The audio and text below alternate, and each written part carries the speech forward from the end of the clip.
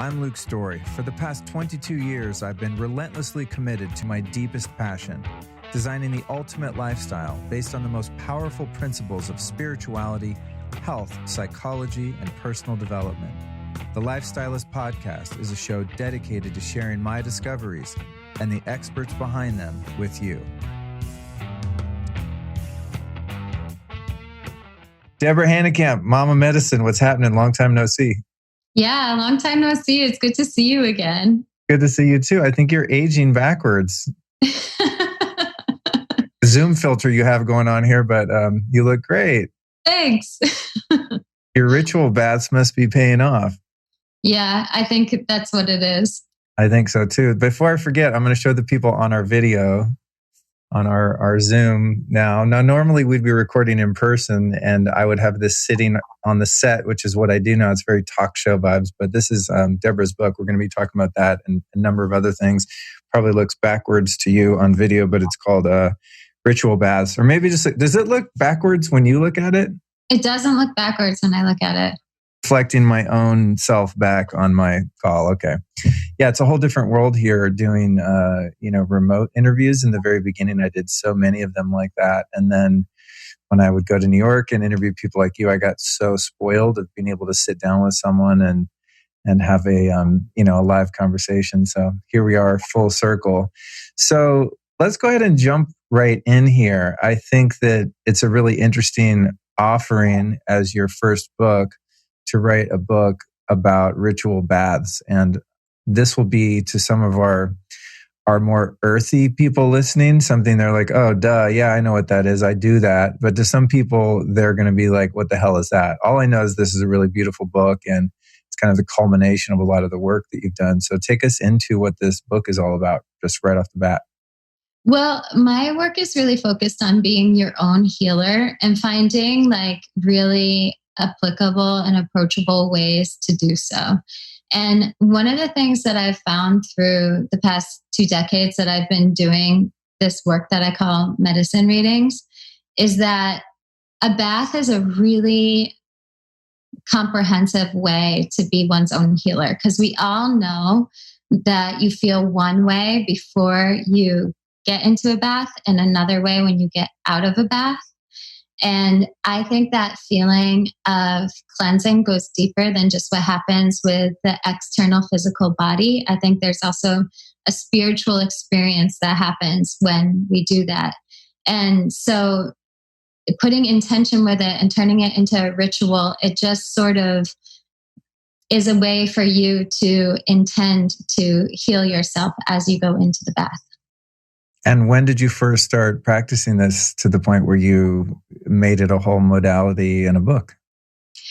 I started recommending ritual baths to my clients around 15 years ago at the end of medicine readings. So that way, after they came to see me for our one-on-one time together, we even have something that they felt like they could continue to do. Like they could continue to do the work on their own instead of being reliant on me, which is really important. And it just kind of stuck. Like people really got a lot out of the baths. And so I went deeper into it and started recommending a lot more ingredients and things like that based on the time that I spent in Peru, which we spoke about last time we got together. And also just based on what I know about like stones and herbs and all of that. It's interesting. I don't think I've ever had a ritual bath mindfully. I have all kinds of concoctions that I put in a bath, but when was that? December of 2019, a few months ago, I went to a place called Soltara in Costa Rica to do 4 ayahuasca ceremonies. And it was very much in alignment with the Shipibo tradition. And so there were Shipibo healers there from Peru, and they did this ritual called the flower bath a couple of times just during the day as kind of a cleansing process. And it was, they just kind of pour it on you. They make these, I'm sure you're familiar, but these concoctions of just these beautifully aromatic flowers. And you don't sit in a bath. It just kind of, you get dunked. It's sort of a baptism of sorts. And I swear to God, I've never smelled anything that pleasant in my entire life. I don't know what they put in there, but it was a really beautiful experience. I actually posted a picture of it on my Instagram, just getting dunked. But I'm just like, I wish I could just smell this smell 24 hours a day. But it was actually really, aside from just that part of it, it was a really beautiful experience, even though it was kind of brief. You're sort of in an assembly line and they walk you up and just, I mean, they're reverent about it, but it's not like you sit there for half an hour and bask in some nice water. It's just like, next. But it had an impact on me. And I think that's what sort of piqued my interest in your book and this whole thing. And so I guess that leads me into my next question.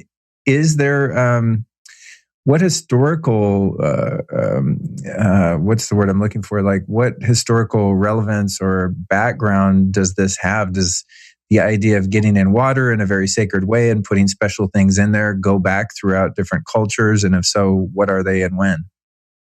Yeah, I mean, it goes back. I mean, we all like associate milk and honey in a bath with like Cleopatra.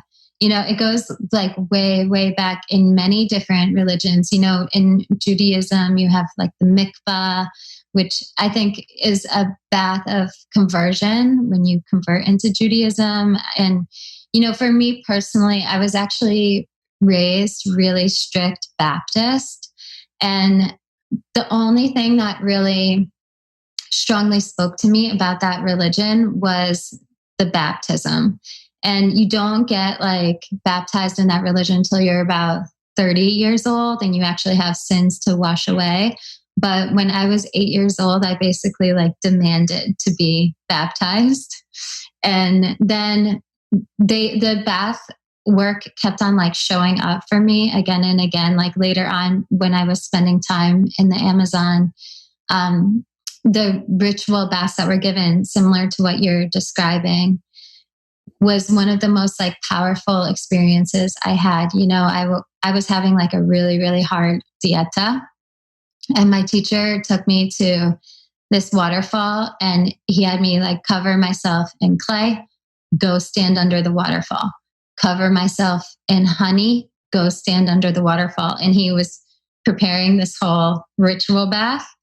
And then he had me come out and he dunked the ritual bath on me while he was singing an Ikaro. And it turned like the darkest experience into like one of such magnificence and beauty. And so I don't know, it was one of those things that just kept on showing up. I feel like I have a lot more to learn actually about the history of baths. Like I think it goes way, way before the Romans, way before ancient Egypt. I think there's something even more ancient than I really understand in there with them. Well, it's something that's, I'm thinking about other ways in which humans interact with water, and that if you look back in the most primordial sense, we came from water, right? Yeah. And mostly made of water. I don't know, I'm a Scorpio water sign. Water is really my element, I would say. But I'm always fascinated by hot springs. You know, hot springs and in any natural body of water is, I would say, probably my favorite thing in the world, maybe after sex, you know? I mean, like, I love hot springs. In fact, when I first started my podcast, I was determining what this brand was going to be and what I was going to be all about. And a friend of mine was looking into selling this website called findaspring.com. And he's like, I know you're the spring guy. Wanted to give you a shot at it first. And I had this vision of building this website and making a business out of just traveling the world and discovering drinking springs, natural drinking springs and hot springs all over the world, and just being like the foremost expert and world traveler and immersive journalist on all things, you know, bodies of water. And, you know, ultimately it wasn't my dharma. A friend of mine is now doing it that owns this company called Live Spring Water, and Find a Spring is doing amazing. But what I find interesting is when I visit sacred hot springs around the world, which is usually the main thing I seek out when I travel, other than whatever reason I'm there for. Me too. Really? Yeah. Yeah. Just like first thing I do is I land, I'm like, where's the hot springs? Or even sometimes ahead of time. But I always get the sense when I'm in a spring, because of course they've been there forever in one form or another. at least that water's been coming up. I mean, maybe it wasn't in a nice pool always, but the water's kind of always been coming up, or at least for a very long time. And I think about historically, wow, how many generations of humans have been coming to heal in those waters. So there's this energetic imprint of that specific crack in the earth where that water is coming up hot. And also just the healing properties of all the different waters around the world and the energetics that they pick up and the minerals that they pick up. And I don't know of anything that makes me feel better than getting in a hot spring and then ideally jumping in a super cold river, lake, whatever nearby, and doing that a few times back and forth, like makes me feel the most alive I could possibly feel. Mm-hmm. It's definitely something too, the historical relevance of getting in water and having it heal us. Absolutely.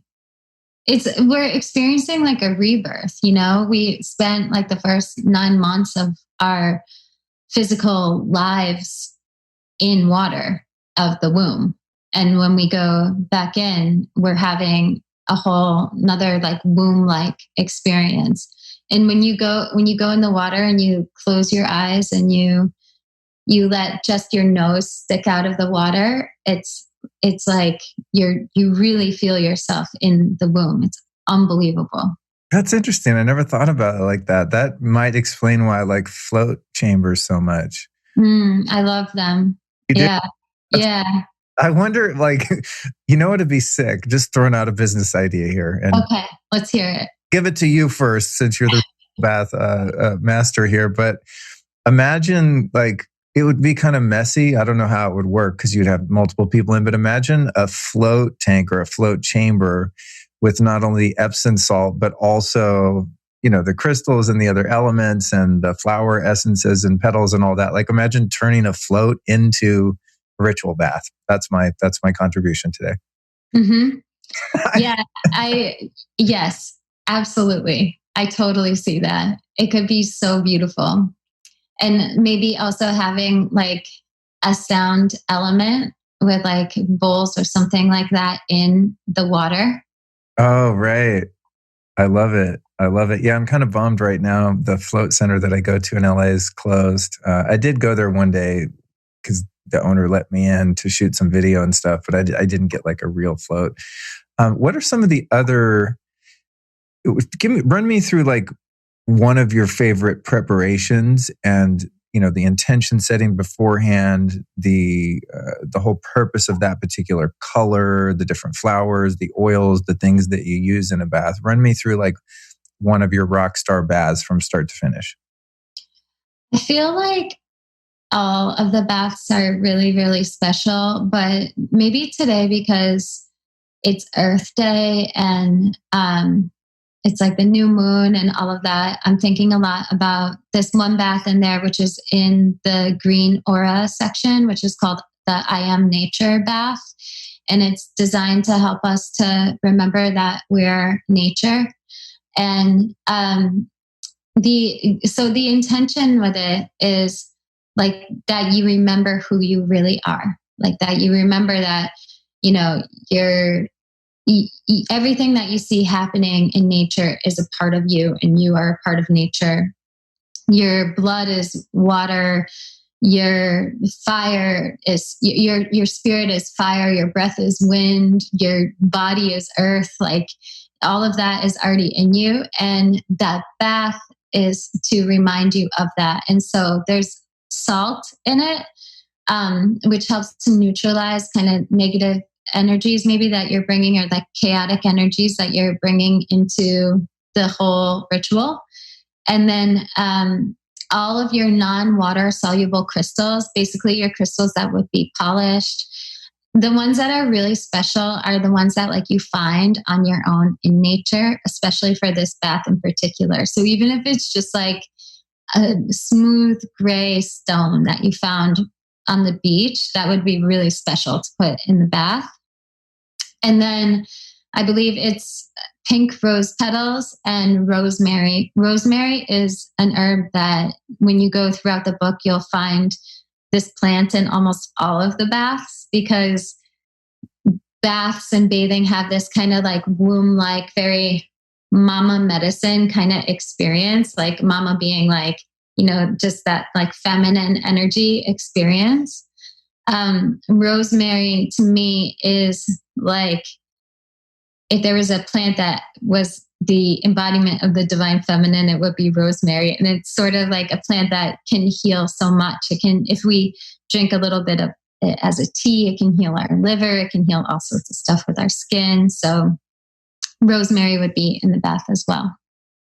That's awesome. Actually, when I'm walking around the neighborhood, I often pick rosemary from people's yards and just smell it as I walk around. I love rosemary. I'm actually out of rosemary essential oil. I'd like to get some more of that.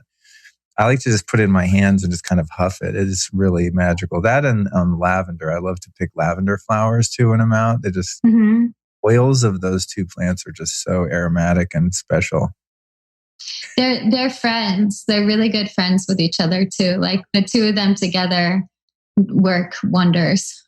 So when you talk about medicine readings and how you got your start doing that and then have sort of, blossomed into all sorts of other things, including this book, going back to discovering yoga when you were 17, then opening up your own studio at 24, which by the way, kudos, that's quite ambitious.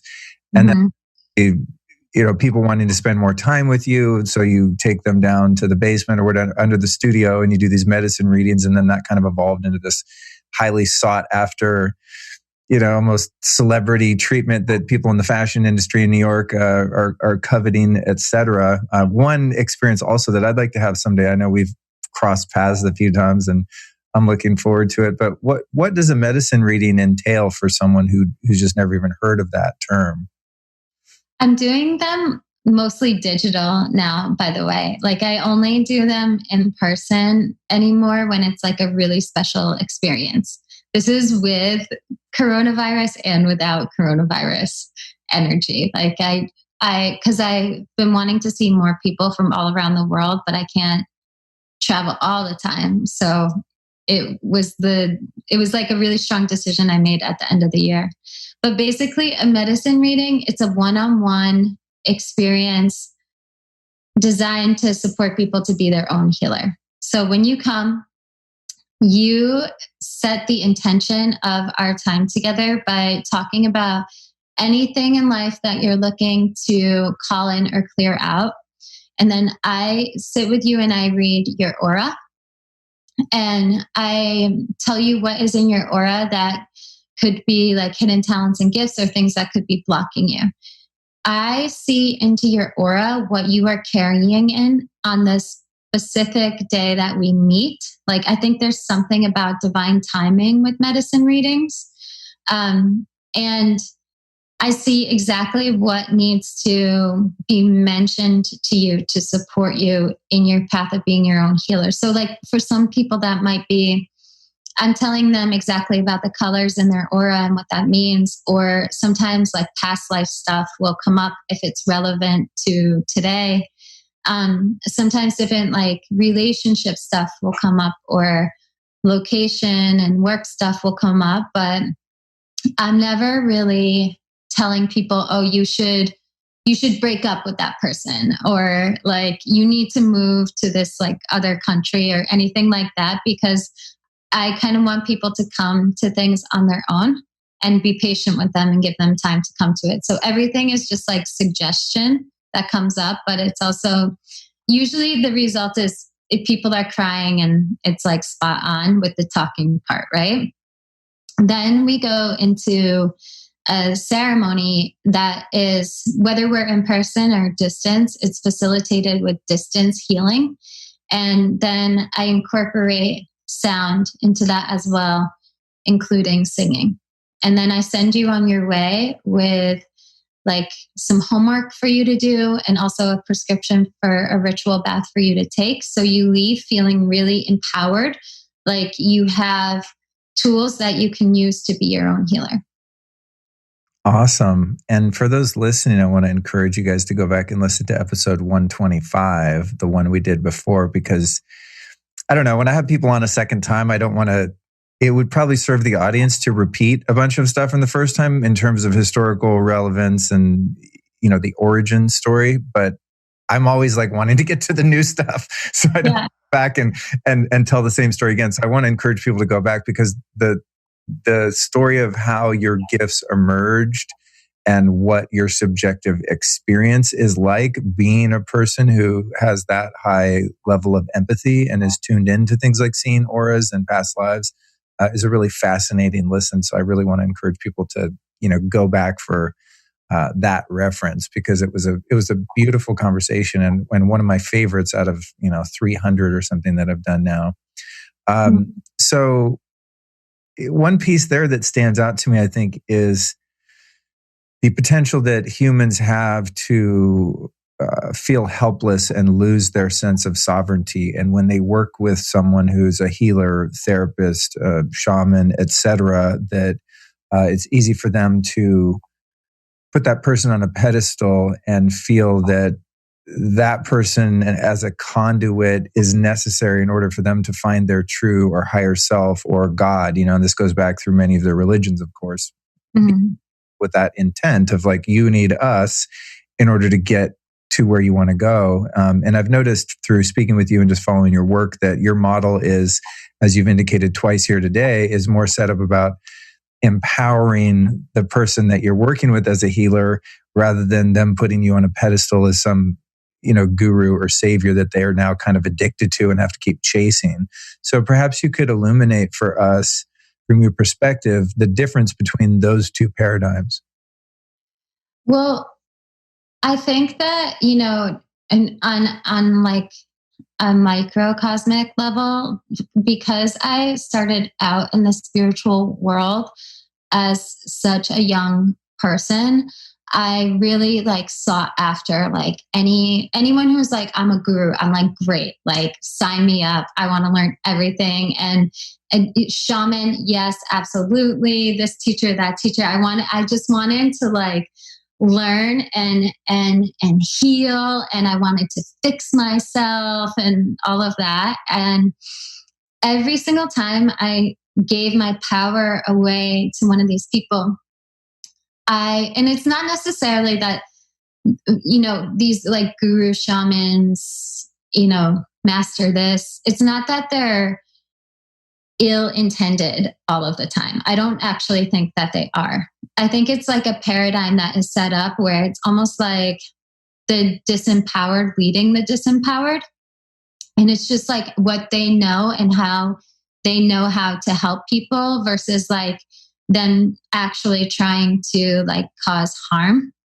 But that being said, I feel like disempowerment is a big issue with all of the issues within the world today, because I think when we feel disempowered, we feel kind of afraid, and, we are starting to understand we need to choose love over fear, but that is right now sitting in the intellect versus actual practice at this point.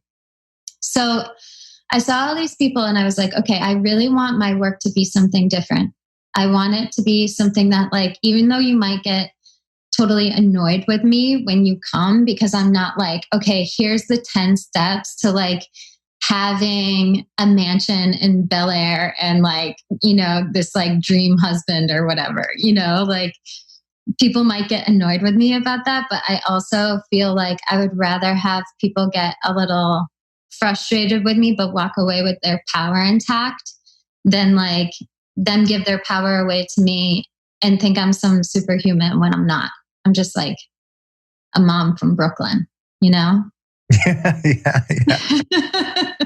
You touched on something interesting there, and that's just the inherent innocence of spiritual seekers, whether they're on the side of the student or the teacher, right? And that there's this propensity for the human ego to find its position in the hierarchy, right? It's just kind of part of our animal makeup. So perhaps there's people that are on the shaman, healer, guru side that have the experience of their ego co-opting their gifts and taking on some sort of persona, and then perhaps feeding on the rush of power in that position of leadership on the more arrogant or prideful side of the ego coin. And then you have the aspiring student or the healee that feels less than and disempowered because of their shadow ego and shame ego that then get locked into that kind of dynamic in a relationship, right? And so I know that it's been something important for me to observe within myself, is to really be mindful of that spiritual ego as I start to gain more knowledge, wisdom, experience, etc., to remain humble and know that any inspiration that comes through me didn't originate in me, right? Mm-hmm. And Mm-hmm. really important lesson for spiritual leaders and teachers to maintain is that it ain't you. You know, Yeah. and for also people that are following those people or students of those teachers, that know that it's not them either, and that if something true is manifesting in that experience, that they're but a conduit or channel for consciousness in a greater sense to come through, and they've found ways to open that up and illuminate and describe those states to you and help you to achieve it. But it's all in all, would you? I think I could guess the answer, but now that, and I don't want to be disparaging to anyone who's doing good and bringing light and love into the world, but I think now that spirituality is so trendy, that there seems to be perhaps more spiritual bypass and people just kind of becoming insta gurus or something. You know what I mean? It's like, I don't know. I see people popping up all the time like, wow, everyone's a spiritual teacher. And that's, you know what I mean? On one side, that's awesome. It's sort of like the posed meditation pictures on Instagram. I used to make fun of that, as kind of a dick move because I just thought it was funny. But then on one hand, I'm like, thank God. I mean, that's a huge step in the right direction from like, look at my Ferrari or whatever, Yeah. To be judgmental on either one of those paths. But we're in an interesting time because we're in this sort of global awakening as a species. And at the same time, there's perhaps some, I don't know if it's innocent inauthenticity or just people having not had the experience to really explore shadow and do the work. So what's your perspective on that, and advice to people that are seeking teachers, or advice to people that are finding themselves in a position of becoming teachers, keeping all that in mind? I really like what you said about it. Like, it's not me, it's like working through me, because I think that's a really important thing to understand.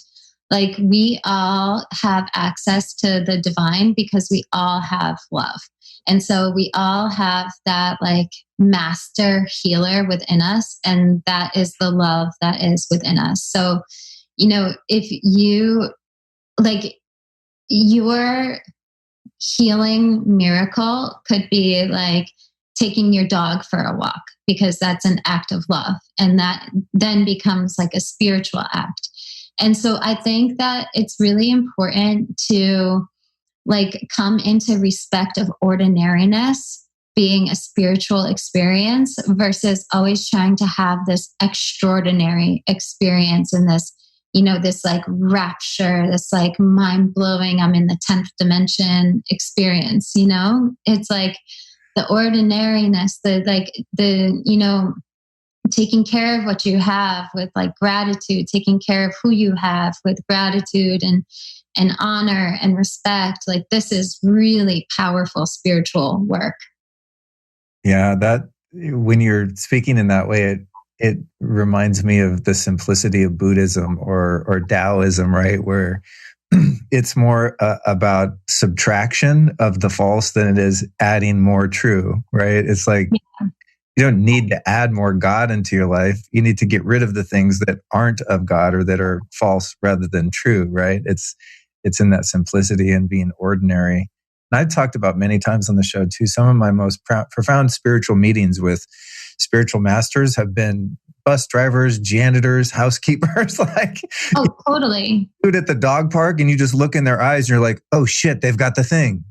They're tapped in, and they probably don't even realize it. They're just being ordinary, but have the ability to really profoundly land in the present moment and have some sort of relationship with spirit that you feel the minute you get in their presence. But they're never going to become a healer, a guru, a spiritual teacher. They're just living their life and walking their dog. Yeah. And some of my favorite experiences in life, and they really stand out because it's like, wow, the doorman at this building in New York City just gave me this look in the eyes that changed my life. And they might not even know it. Totally. Some of the conversations I've had with like taxi drivers, I usually do taxis, not right. I'm a yellow cab person, but some of the conversations I've had with them have been like unbelievable because you ask them about where they're from in the world, and then you start talking about like their connection to family or their connection to like the divine and what they call it, and you get to hear like the most beautiful, deep stories. And I miss that about being able to randomly connect with people, I miss that. Because of by the time, who knows where we'll be with this thing. I don't even know what to call it anymore because it's very confusing. There's a lot of mixed messages about the current thing we find. So by the time this comes out, everything might be back to normal, but for, just relevance sake, right now, you can't go hop in a cab and just cruise around and have these one-on-one experiences, which is such an interesting element to find new ways of human connection. When you are working with people remotely, I find this interesting. There's this side of me that's very logical and pragmatic and kind of wants to see proof and studies, and it has to make sense, and there has to be some scientific basis to something before I'll buy into it. And then there's this other part of me that is maybe the part that I access when I meditate, where I realize that space, time, distance, all of that is a construct, and that everything is everywhere all of the time. And I kind of dance between those worlds, working, in the work that I do and getting to speak with someone like Joe Dispenza, who can so clearly articulate the premise of quantum physics, and that there is no such thing as you're in New York and I'm over here, that space is imaginary. What's it like for you when you do readings or interact with people and feel into their aura and their being, sitting in a room with them versus having them on the phone or just thinking about them or having them on a Zoom call or something like that? Yeah, I don't really feel that big of a difference because I feel like if we're in person in the same space, we're together. And if we're meeting at the same time, we're together. And even when we're not meeting at the same time, we're together. And when we do the remote medicine reading, it's just a time that we're choosing to intentionally meet together. I don't know, like, I'm big into the concept that like linear time and space is an illusion. And I think when I was younger in my work, I used to always try to like back everything up with science and like prove, even with like to see the auras. It's like, okay, how can this be? Like, what's going on? Like, what's going on with my brain that's making this happen? But I really stopped doing that because it, first of all, is like not really me. And second of all, I feel like the level of where spiritual understanding is now, and like the understanding of unity consciousness is now compared to where it was even 5 years ago, is like astonishing. Like I think we really are understanding how connected we are. And I think like the reason why we see a lot of these like Insta gurus and things like that is because people are probably waking up a lot to their spirituality. And I think that is like because we're experiencing a rise in consciousness and unity. Yeah, I agree. And I think something that's helpful, or at least has been in my experience with understanding that the linear way in which we experience space and time is an illusion, is through plant medicines. Mm-hmm.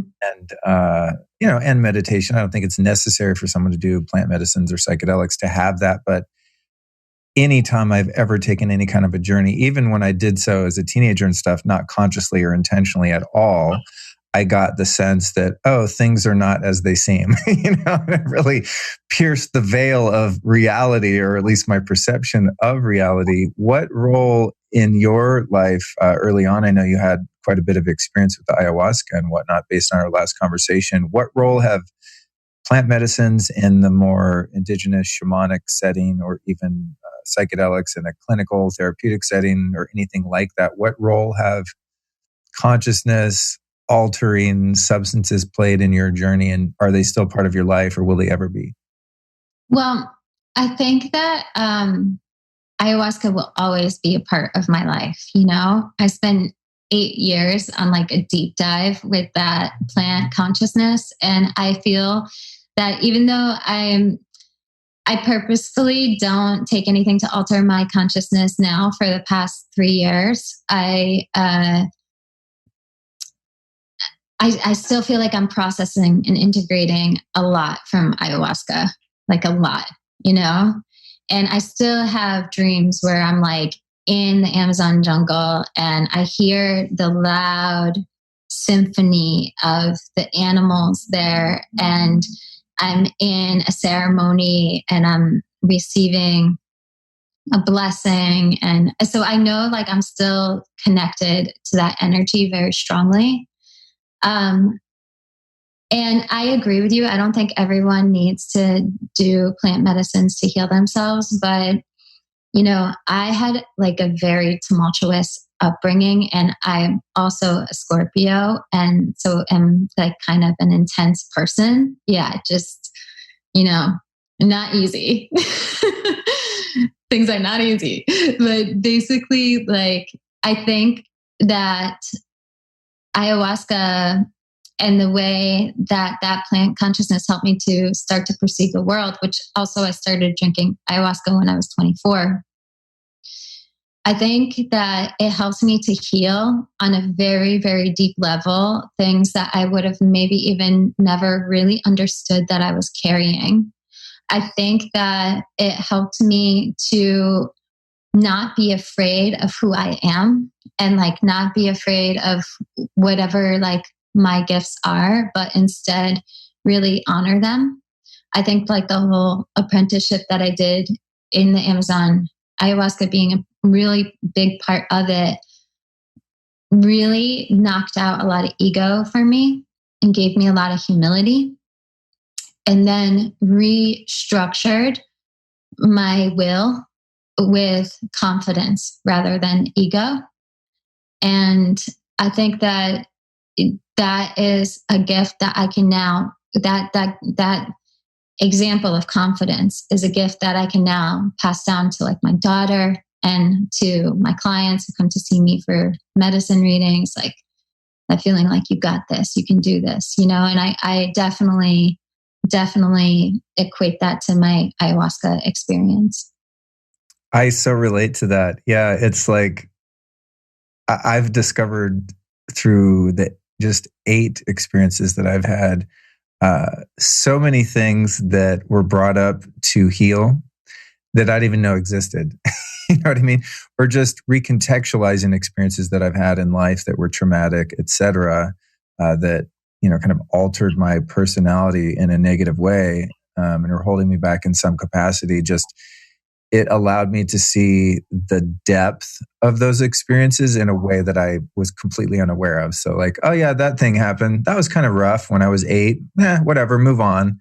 But really being able to go into some of those things and see how profoundly I was impacted, and how, certain experiences just completely altered the whole trajectory of my life, in a negative sense in many cases. Well, I guess it's not really negative in the end because it all brings you to where you are, but made life a lot more challenging, I guess you could say, and not even know it was there. So I just find that so fascinating. And I also really relate to the part of being shown ways in which I was hiding my gifts and taking kind of a low-key, easy way out without really being seen or being too vulnerable or risking being judged or failing, especially in terms of my career and kind of the offerings that I make and where I'm playing small and hiding out and things like that. And I don't know who else could, I guess you could have a teacher or a guide that could point those things out to you, but it's really profound when you're realizing them yourself by having the veil of your intellect kind of being subsided momentarily by the influence of those medicines, where just you're able to see yourself in a completely different way at such depth that I think would be, for me, really hard to achieve in any other way. It's like taking a rocket ship to the moon and, versus a tricycle. You know what I mean? It's just like, whoa, okay. But not for the faint at heart. And as we've both indicated, not for everyone in all times. So I'm always I tiptoe around the plant medicine and psychedelic thing because I don't think there were times in my life it would have been useful or productive and could have even been destructive. And thankfully, I was able to follow my intuition and not partake in that for a long, long time until I really felt a strong and verifiably legitimate calling, where I knew that it was for the right reasons, and that who I chose to sit with and where and when and how and all of that was very clear. Have you had experiences with other medicines or psychedelics other than ayahuasca that have been instrumental in your awakening? Oh yeah, definitely. So back to the tumultuous upbringing, we had no real solid, my brother and I, we had no real solid parental figures when we were growing up. So I got into really into Pink Floyd, really into William Blake, poetry and also artwork, really into everything from the Theosophy Society when I was 13 years old. And one of my friends had a much older brother. He gave us LSD and I just loved it. It made so much sense to me. And and also mushrooms, that level of things that were drugs that were just really, I felt really negative, I pretty much stayed away from. I kind of tried everything, but there were things when I would be at a party or something like that and people would be doing coke and they would be like, oh, I love you so much and things like that. I would just feel no, I'm just not interested. But LSD, mushrooms, anything, MDMA, anything that was out there, I was so into. And then when I was 17, so basically I was like that from 13 to 17. And then when I was 17, I had that wake up call. And I knew I had to really clean up my act and not do anything to shift my consciousness. And then I didn't do anything psychedelic related. For the most part, I went to Burning Man when I was 22, and obviously, definitely I did mushrooms out there. But for the most part, stayed away from everything. And then when I was 24, that's when I found ayahuasca, and I was at a really very clean point in my life and really deep into my work. But what you were saying before about what ayahuasca brought up for you, it made me think about something I was thinking about today, about how water holds memory. And because we are mostly water, we hold memory within us. And so while our intellect and our linear thought and linear mind might not be able to figure everything out or heal everything. And that's why while I deeply respect clinical psychology and things like that, I think it can take us to a certain point. Whereas things like your meditations, your breath works, your plant medicines, things that bring you into more of your water energy, which is your intuition. And water, all water in the world is connected to all water, so it's a transmitter. So when we do these things that really expand our consciousness, I think memory is something that comes up really strongly. Memory both of who we are, memory maybe even of our purpose and our path and what we're meant to do, but also memory of what it might have been when we existed in a time where we were all connected to all different dimensions at all times.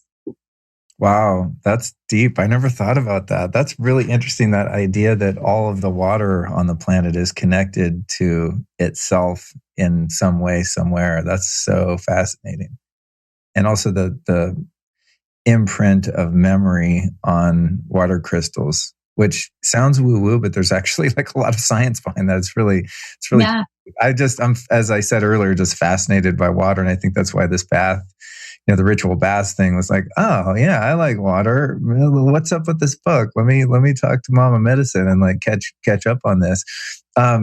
There's something actually I wanted to go back to on the bath topic. And I remember when I opened up this book, I was like, oh, this is so beautiful, like amazing photography. It's just really, really well designed. And I had a vision of at some point doing kind of a coffee table book or something about all of my, random lifestyle hacks and whatnot. But one thing that came to me right away, and I don't want to like shit on anyone who's doing the ritual baths and has your book or is going to get it and like negatively imprint that experience. But being such a water geek, I've spent years studying, like kind of the health and the makeup of water, and found that municipal waters, tap waters, generally in most places around the planet are extremely toxic.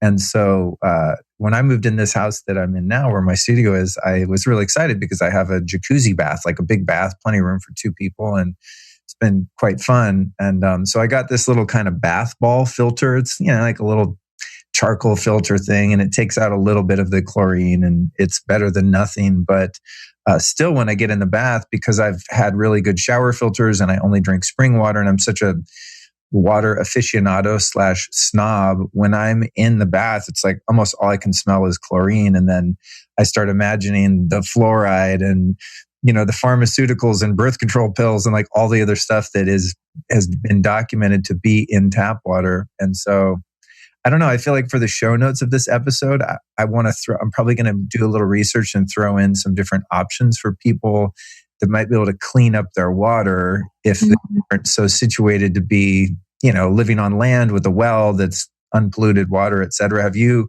given any consideration to this, or do you have any hacks on ways people can kind of make the water a bit cleaner and less toxic? Yeah, I've thought a lot about this.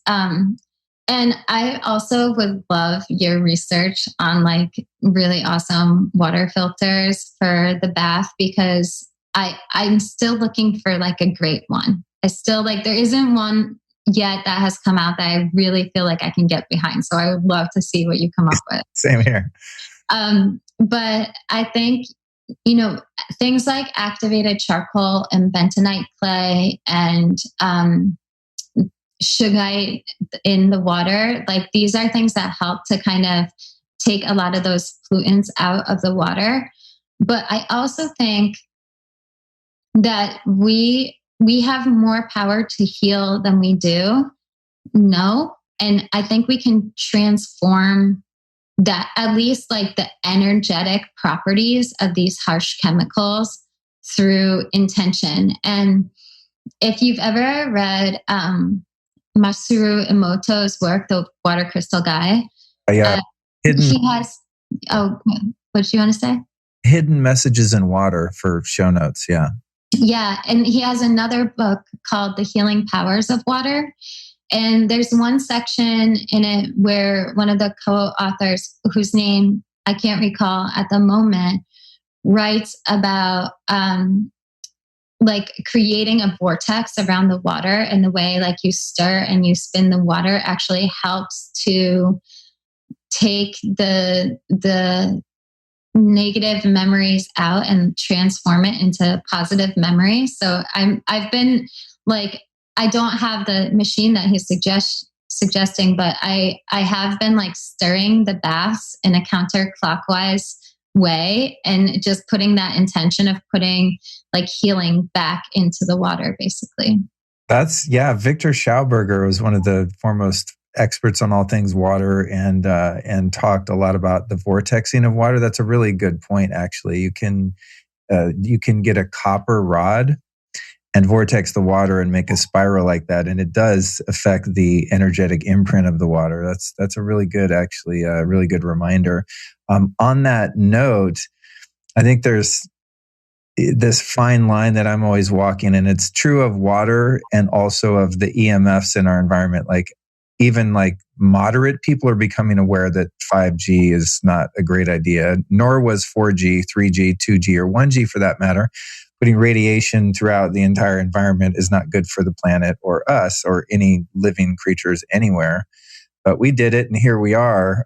So I'm always kind of trying to find the balance between becoming aware and mitigating the effects of things like that, but also remaining positive and using the kind of Jedi mind trick that you just described to override the physical reality. And based on Dr. Emoto's work, that's such a great observation, where he would take these different samples of water from around the world, like, tap water from Tokyo or somewhere really polluted, and then, put the word love on it, and the water crystals would then be photographed, and he would change the actual structure of the water just by putting intention or playing music or different words. And that just goes to show, if you're choosing to take a ritual bath or, interacting with water in any way, like I have an ice bath. Actually, that's so funny. I just realized I take a ritual bath every day. It's 40 degrees and I meditate in my ice bath. That's so hilarious. I did not even think about that. That is so funny. I'm like, wait, I'm already doing this. Some salt, some essential oils, rose petals. I'm good. Yeah. That's hilarious. But, I do filter the water when I get in my bath, but also when I get in, I do use my mind to just go, Luke, this is healing water. This is clean water. This is beautiful water. And really to transmute the chemistry of that water with intention, which has been proven to be actually scientifically valid. So I think it's a really important distinction that you bring up. And it's like, I've interviewed, people like Bruce Lipton and talked to him about EMFs, which you could just apply that same thing to the health of the water that we're bathing in.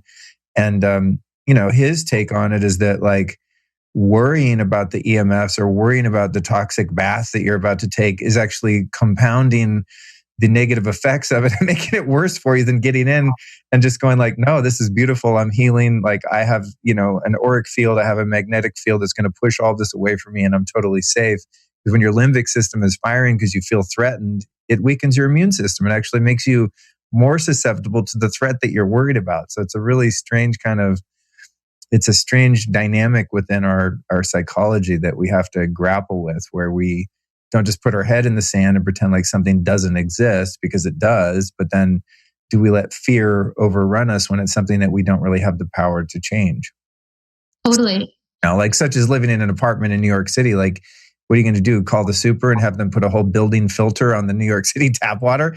It's like there's certain things that you just kind of like, well, here I am. I'm just going to have to deal, Yeah, totally. It goes back to like that concept of being one's own healer and not giving our power away to others, but to like really own it for ourselves and go like, okay, it's 5G, the water's toxic, like, the government, all of these things, but I'm going to choose to have like patience and presence and perseverance. And I'm going to take accountability and responsibility for my own healing. And I'm going to choose love, because that's the master healer in us. And I think right now, and this will continue into the future, as we raise our consciousness, we're going to become more and more aware of the ways in which we may be being attacked in some way, but we can't let our energy be contaminated by fear, because then we start becoming like reactive to all of it. And, I think that actually is so spot on, that is what will make us sick. You know? Yeah. I like to say, trust God, tie up your camel. Yeah. Understand there's certain things you can't change, and you're just going to trust the universe, trust God that all is well. You're going to be safe. You're going to come out fine in the end. And also like throw some bentonite clay and activated charcoal in your bath to help just, neutralize some of those toxins, and then live your life and enjoy that bath. And I will add one other hack that I found years ago, because the baths I've been doing for a long time are a bunch of bentonite clay, calcium bentonite clay. I haven't thought of putting charcoal in, and also baking soda, tons of Epsom salts and whatnot. Not really done the flowers, but I do usually put a lot of essential oils in there, and I kind of have my own little thing. It's so funny. I'm realizing like, wait, I'm kind of been doing this, just not that thoughtfully. You know what I mean? I haven't setting intentions and really making it that sacred. I'm more like, okay, I'm going to, my body hurts. I want to get in, and what's going to make it not hurt. But one thing you can do to help neutralize chloramine and chlorine, which are kind of the two disinfectants, is you can put a little bit of nascent iodine, even just like 3 or 4 drops of it. And that does counteract some of the off-gassing of the chlorine, which is a pretty easy fix. Because I've never heard of that. Yeah, they're at the opposite. I don't know how to explain it from a chemistry standpoint, but I've talked to smart people that can.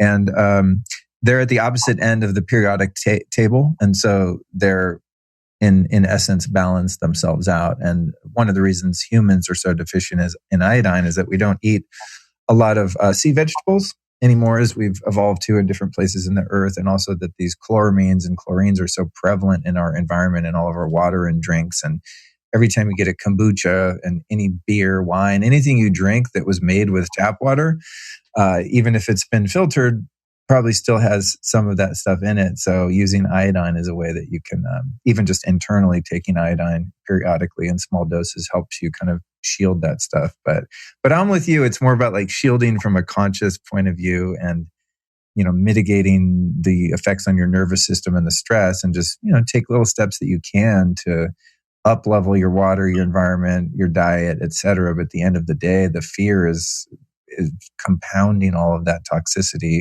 making it much more harmful. Totally. So there you go. Ding, ding, ding. There's my soapbox. Why did you decide to not do plant medicines anymore? And do you have like a finite decision on that? Or are you just like, for right now, I'm not, but who knows what will happen in the future? Or do you feel like you're really done with that? I feel like ayahuasca finds you. I speak to ayahuasca specifically because in terms of plant medicines, it's just the one that I feel like most connected with. Oh, but I would be open to other consciousnesses as well. I feel like it finds you. And I feel like, the Amazon jungle, when I went to it at the beginning of that 8 years, and the Amazon jungle, when I went to it at the end of that 8 years, was actually like a little heartbreaking in terms of like the effects of like the ayahuasca tourism on the people and also the place. And so I felt like it was important for me to step back from it in terms of like the example that I set for people. Okay, but I really would love to do a ceremony again, and I'm just waiting for the right time to do it, or like there's other plants that I would love to be able to diet with that are down there. And if it doesn't happen, it's not meant to be, but if it does happen, I'm just like waiting for the right time, right place, all of that. I agree. Yeah, I think because it's a new portal for me that's opened up in the past year and a half or so. I do wait for them to call me, but my ears are really perked up. You know what I mean? Mm-hmm. Like, ooh, what's next? I've done a number of peyote ceremonies in the past few months that I wouldn't say that I enjoyed, but had subsequent benefits. One of the main ones being just an amazing union with my girlfriend Allison that kind of came to be as one of those results. I had another experience that was really, really fucking wild, where a friend of mine who's a very accomplished musician, who's also been sober off like drugs and alcohol like me for a very long time, started to have some experiences with plant medicines. And he worked with a healer here in LA who works with psilocybin and MDMA in conjunction, and in a very therapeutic kind of, held space way, not like, cool, let's listen to records and trip out, but it's a whole journey. It's a thing. And he explained these experiences he had, and just the breakthroughs he had were incredibly life-changing and astronomical. So I just thought, wow, I have to try this. And I went and did it. And it was so freaking awesome. I had I mean, I had no idea that world even existed. I thought, well, yeah, I'll go to Costa Rica every couple of years and, go on a retreat and do ayahuasca.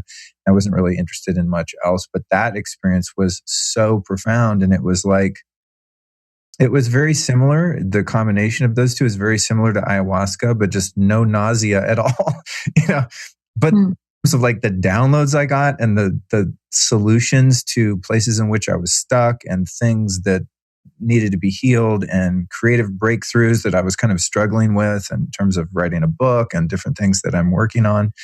It was just absolutely like just lesson after lesson, insight after insight, just download central. It was freaking nuts. And so, every time one of those happens where I get so much out of it, I find it's a little tempting to be like 2 weeks later, cool, let's go again. Mm-hmm. I'm always being mindful of myself because I feel like I'm called every day. You know what I mean? So I want to do that shit all the time because every time I do it, I'm like, oh my God, I just like grew by leaps and bounds. And so it's nice to hear your perspective and just being patient and being mindful that it doesn't become like, not only where you're chasing this ecstatic or otherworldly experience, but where you're chasing the next insight and the next healing and the next trauma and whatever it is. I think it's important to kind of pace these things and really have time to integrate and to be still before jumping into the next one. And I find myself at times perhaps a little overzealous because it's such a completely new world to me. So yeah, like your very, sober and patient perspective on that. I know I saw like a lot of that in the ayahuasca world. Actually, I would say like my ex was probably like very kind of addicted to that like rapture experience that you get with it, even though psychedelics in general, and I think ayahuasca, probably ibogaine as well, are known to heal addiction. The plants don't work if you have no will. If you have no will, the plants don't work. And so I think like all these insights and like powerful awareness that we get, if we just add like one on top of the other on top of the other and don't like sit for a second with it and like really use our will to practice a little bit of like self-discipline with it, we just kind of get lost in the rapture experience, which I think maybe for me is why like right now that like really profound insight is coming through in ordinariness and like not rushing. And it's coming through rather than with like a calling in and like a manifesting things. It's coming through with like releasing and demanifesting things. Demanifesting. That's interesting. Mm-hmm. Interesting concept. I wonder if our friend Lacey Phillips has done anything on demanifesting. And course how to like simplify your life and stop bringing more stuff in and actually just let some things go and settle into what you've got. That's an interesting perspective.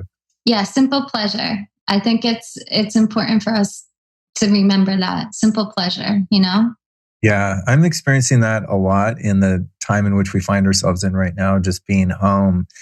And I mean, I'm quite busy because I'm an online business person, so not much has changed for me in terms of output. And it's not like I have a bunch of free time, but I'm definitely less distracted by going, I'm going to drive over here and see this person or go do that or go have lunch. I'm just staying home more, even though I am home a lot anyway.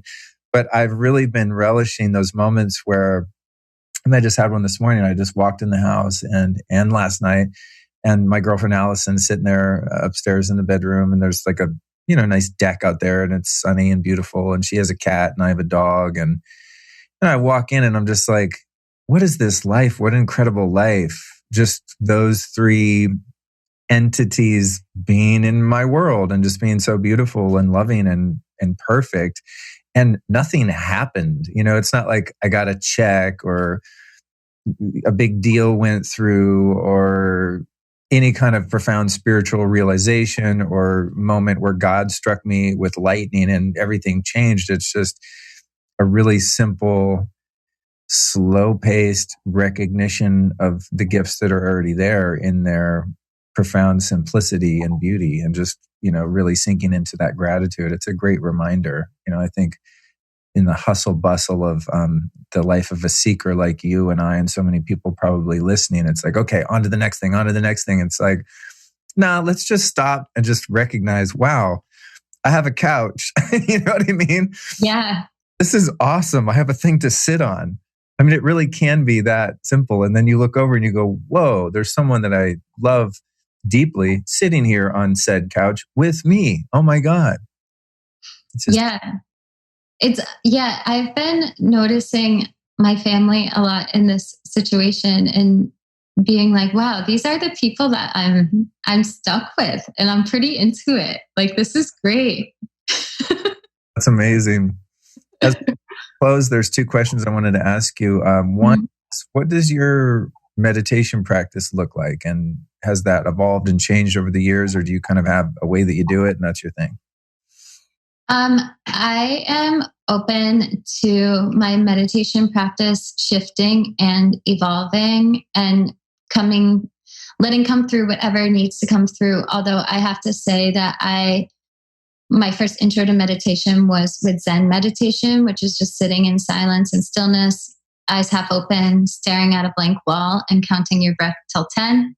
Then you walk around in a square, and then you go back and you sit.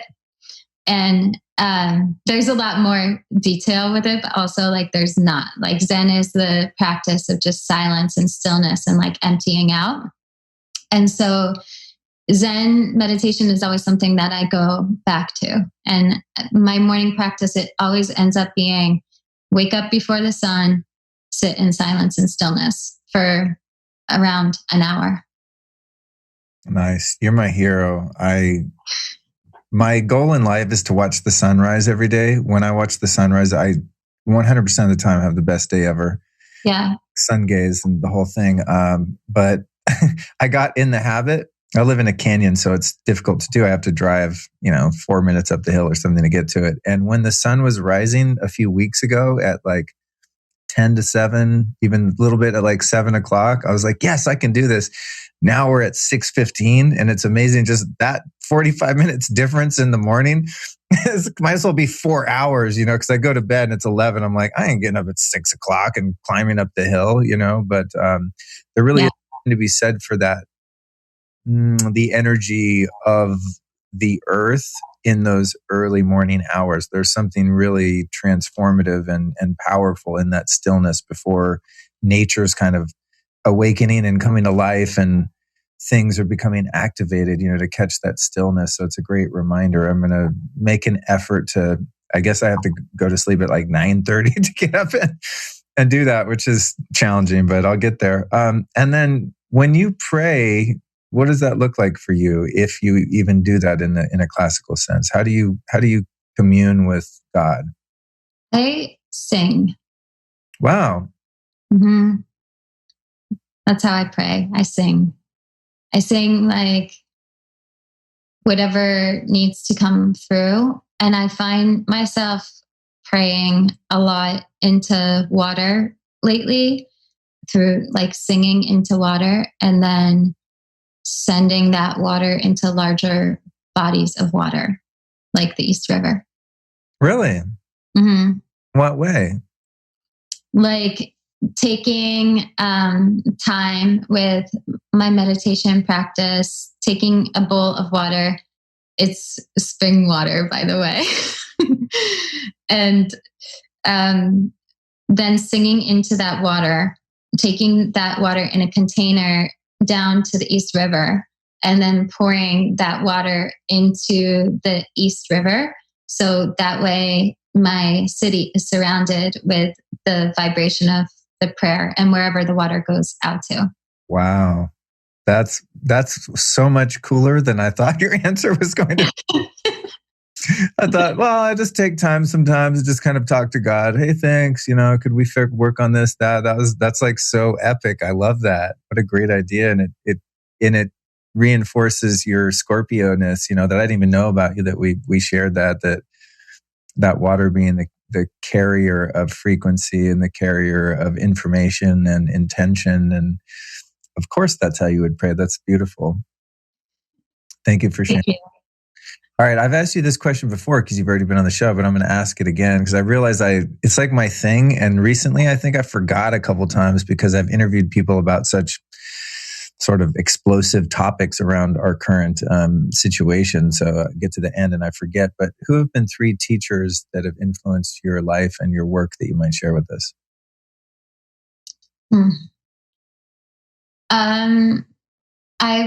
I guess I have to say, like, who comes up first is like nature, or the spirit of nature, or like Mother Nature.